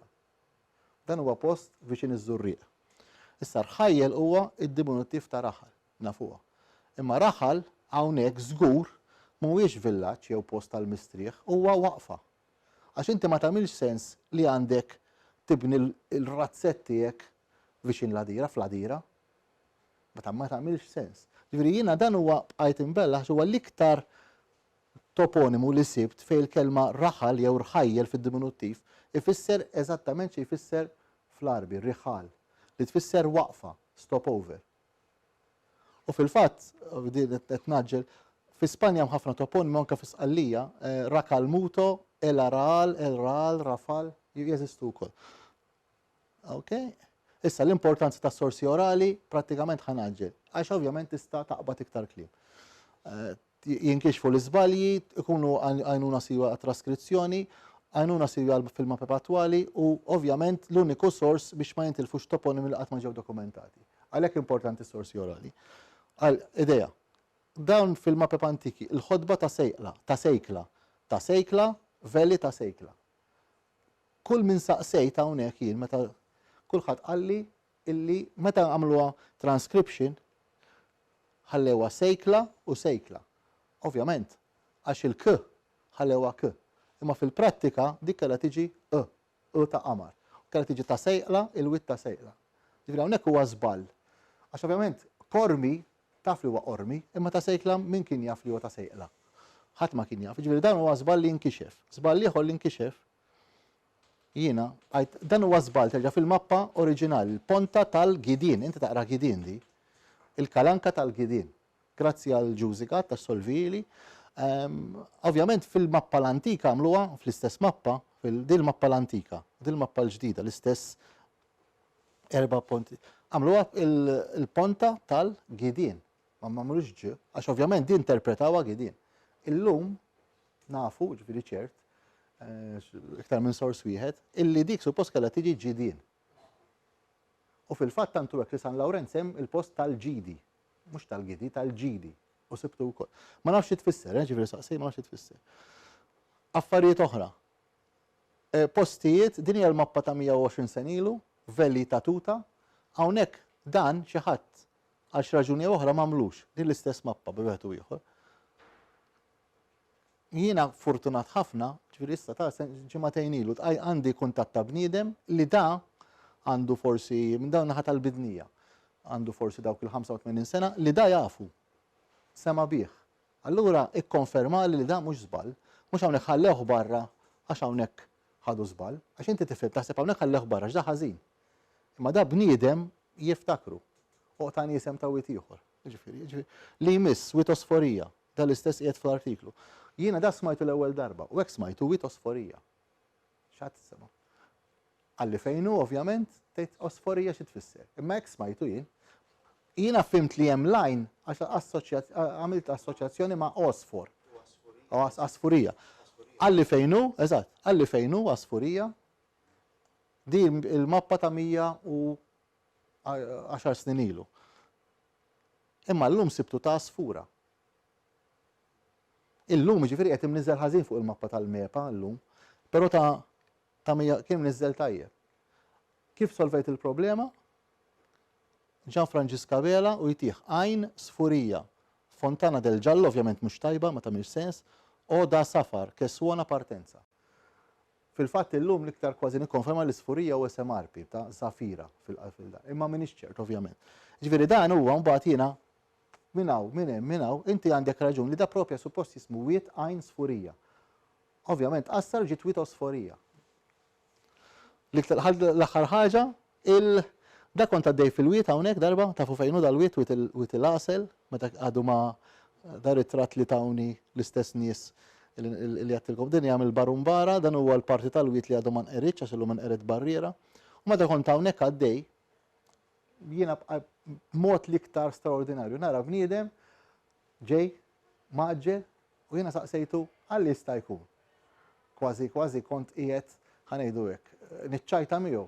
Dan huwa wiet li jafu kulħadd wiet il-qasel. Għatlu għalli jista' jkun. Tal-wiet x'jismu. U għadda miegħi jekk jiġri għalli mhux wiet il-karti għastani ċans nikdbu. Kieku ma kontx waħdi, kont għedu li qed nivvinta, imma kien hemm persuna li baqgħet tiftakar u għattila id-dak x'qalli wiet il-karti. Għalli wiet tal-karti jew wiet il-karti. Wiet il-karti u ktibtu jien fuq karta. Wara żmien niltaqa' mal-bniedem li għandu l-għal hawnhekk, għatlu għadha l-kurzita. Għax nafu ġifieri, għatlu għadha l-kurzita. Għatlu inti fejn għandek l-għalqa, jgħidu l wiet il-karti, għalli ma nafx ta' għalli jinsa fejna fin wiet il-qasel hemmhekk. Għatlu jimporta tiċċekkja li meta xxajt għall-kuntratt, kien ġentili biżżejjed tan il-kuntratt. U tan il-kuntratt. Inkredibbli vera, qed jakkwista mingħand l-għalqa ta' wiet il-karti f'wiet il-qasel. Ġifieri unduna li jismu wiet il-karti għax jien għatlu jfittex fil-kuntratt, qatt ma ta' kasu. ġifieri issa wit il-karti għalija ma tagħmilx sens. Ġifieri ara daqsxejn kemm tfittex. Dan huwa l-aħħar ħaġa mhux sendu issa ma nagħmluhiex mela tal-Google. Hawnhekk toponimu wieħed li sibtu fi 3 postijiet, imma s-sors huwa kompletament orali. Salib il-wied. Mela, salib il-wied huwa meta żewġ widien jien qed jiltaqgħu flimkien. L-ewwel post iltqajt miegħu fejn wied iż-żurrieq. Ma jidhirx fuq il-mapep u qalli wieħed miż-żurrieq qalli hemmhekk ngħidulu salib il-wied. Għamil taħdit tal-imġar fuq il-widien, kien hemm bniedem laf minnu wkoll qalli n-naħa ta' fuq il-wied tas-santi aħna ngħidulu salib il-wied għaliex il-wied jinqasam fi tnejn. Qiegħed hawnhekk nitkellem, ġifieri wieħed bl-imġar, wieħed iż-żurrieq, qiegħed hawnhekk nitkellem fejn il-Knisja ta' San Pawl tal-Qlejja, hawnhekk, u kien hemm kaċċatur, ovvjament ħadlu isem ma tlux jismu tal-wied u tani isem il-wied kont naf bih. Qalli ma daqsxejn iktar il fuq ngħidulu salib il-wied. Qalli salib il-wied għaliex hemmhekk hekk nisma' l-missier jgħid salib il-wied, ma stajtx nifhem. Ir-raġuni kien li hawnhekk il-wied jinqasam fi tnejn.